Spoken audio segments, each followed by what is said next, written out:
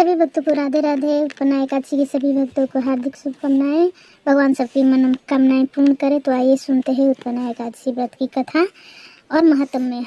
श्री सूत जी बोले कि हे मुनियों, विधि सहित इस एकादशी महात्म्य को भगवान श्री कृष्ण ने कहा था।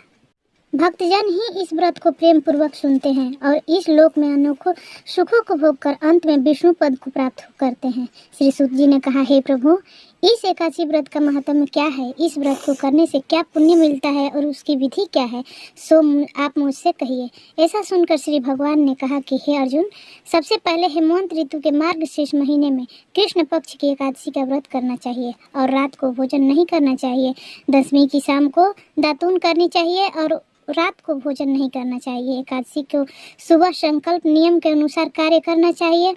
स्नान करने से पहले शरीर पर मिट्टी का लेपन लगाना चाहिए। चंदन लगाने का मंत्र इस प्रकार है, अश्वकांते रथकांते विष्णुकांते वसुंधरे उभृति तापी वाराहेण कृष्णेन न सता बाहुना मृतके हर में पापयन्मया पूर्वकं सचितं त्वाहतेन पापेन गच्छामि परमागतिम। स्नान के बाद धूप दीप नैवेद्य से भगवान की पूजन करनी चाहिए। रात को दीप दान करनी चाहिए। ये सत्कर्म भक्ति पूर्वक करने चाहिए। उस रात को नींद और स्त्री प्रसंग को त्याग देना चाहिए। एकादशी के दिन तथा रात्रि में भजन सत्संग आदि शुभ कर्म करने चाहिए। उस दिन श्रद्धा पूर्वक ब्राह्मणों को दक्षिणा देनी चाहिए और उनसे अपनी गलतियों की क्षमा मांगनी चाहिए। धार्मिक जनों को शुक्ल और कृष्ण पक्ष की दोनों एकादशियों को एक सा समझना चाहिए। उनमें भेद नहीं मानना चाहिए। ऊपर लिखी विधि के अनुसार जो मनुष्य एकादशी का व्रत करते हैं उनका शंखु द्वार तीर्थ एवं दर्शन करने से जो पुण्य मिलता है वह एकादशी के व्रत के पुण्य से 16वें भाग बराबर भी नहीं है। व्यतिपात योग में संक्रांति में तथा चंद्र और सूर्य ग्रहण में दान देने से और कुरुक्षेत्र में स्नान करने से जो पुण्य प्राप्त होता है वही पुण्य मनुष्य को एकादशी का व्रत करने से प्राप्त होता है। जो फल देव पाठी ब्राह्मणों को 1000 गौदान से मिलता है उससे 10 गुना अधिक पुण्य एकादशी का व्रत करने से मिलता है। 10 श्रेष्ठ ब्राह्मणों को भोजन कराने से जो फल पुण्य मिलता है वह एकादशी के पुण्य से 10वें भाग के बराबर होता है। निर्जल व्रत करने का आधा फल एक बार भोजन करने से के बराबर होता है। उपरोक्त कोई सा एक व्रत जरूर करनी चाहिए। एकादशी का व्रत करने पर ही यज्ञ दान तप आदि मिलते हैं, अन्यथा नहीं। अतः एकादशी को अवश्य ही व्रत करना चाहिए। इस व्रत में शंख से जल नहीं पीना चाहिए।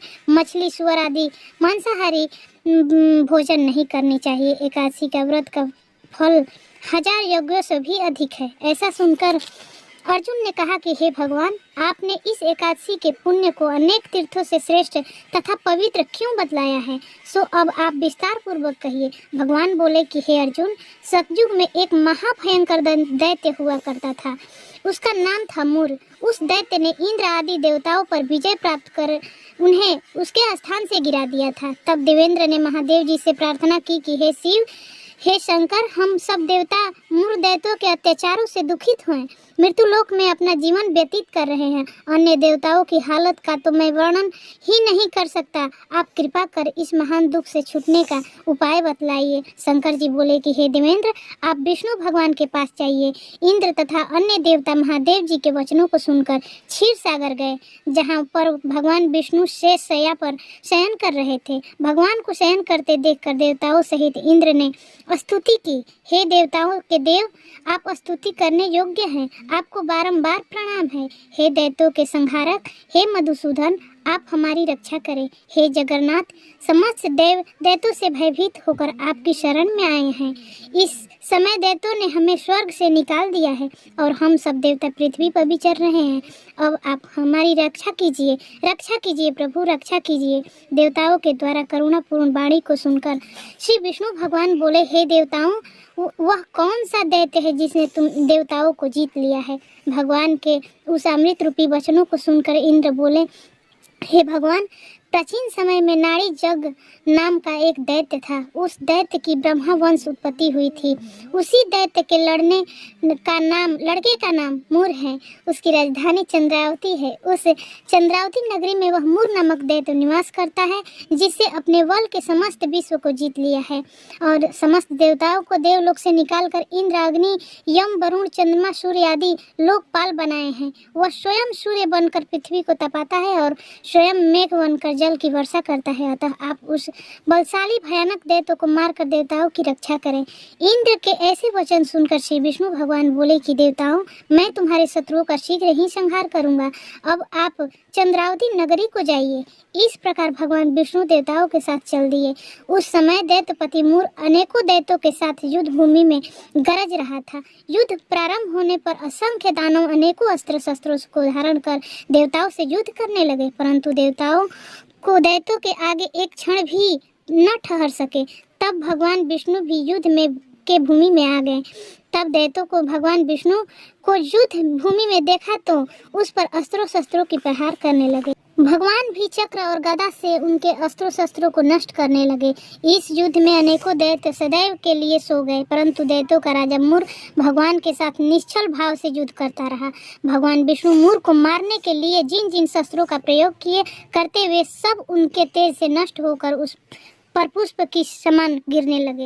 अनेक शस्त्रों का प्रयोग करने पर भी भगवान उनको न जीत सके। तब वह आपस में मल्ल युद्ध करने लगे। भगवान विष्णु उस दैत्य से देवताओं के लिए सहस्र वर्ष तक युद्ध करते रहे, परंतु वह दैत्य को जीत न सके। अंत में विष्णु शांत हो विश्राम करने की इच्छा से बद्रिका आश्रम चले गए। उस समय 38 कोस लंबी एक द्वार वाली हिमवंती नामक एक गुफा में शयन करने की इच्छा से भगवान घुसे।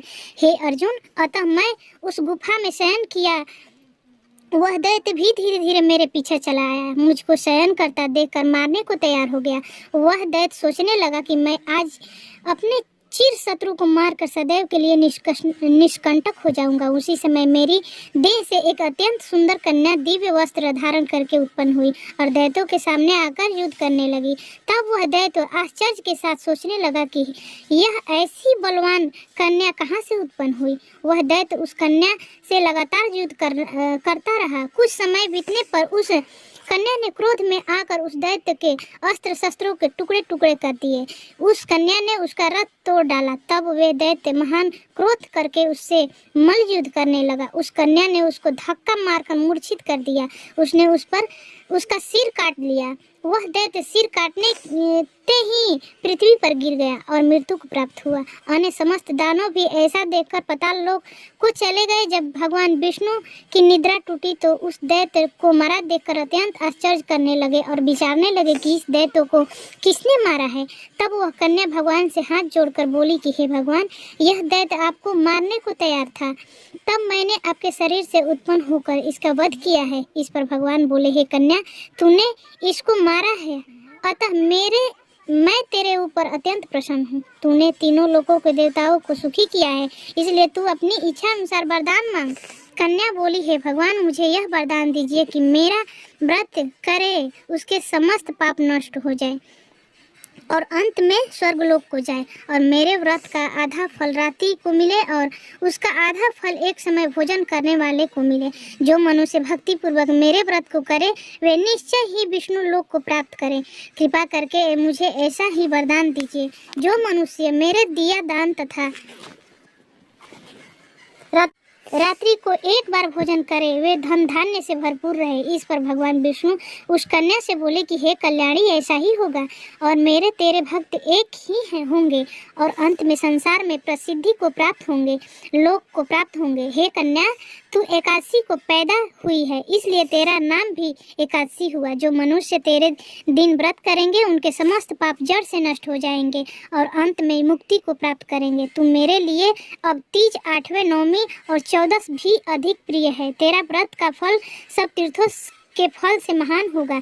यह मेरा कथन सत्य है। ऐसा कहकर भगवान उसी समय अंतर्ध्यान हो गए। एकादशी भी भगवान के उत्तम वचनों को सुनकर प्रसन्न हुई। भगवान बोले, अर्जुन, सब तीर्थों दोनों व्रतों के फल से एक एकादशी का व्रत का फल सर्वश्रेष्ठ है। मैं एकादशी व्रत करने वाले मनुष्यों को, शत्रुओं को नष्ट कर देता हूँ और उन्हें मोक्ष देता हूँ। उन मनुष्यों के विघ्नों को मैं स्वयं ही नष्ट कर देता हूँ। हे अर्जुन, यह मैंने तुमसे एकादशी व्रत समस्त पापों का नष्ट करने वाला और सिद्धि को देने वाला उत्तम मनुष्यों को दोनों पक्षों की एकादशियों को समान समझना चाहिए। उनसे भेदभाव मानना उचित नहीं है। जो मनुष्य एकादशी महात्म्य का श्रवण और पठन करते हैं उनको अश्वमेध यज्ञ का फल मिलता है।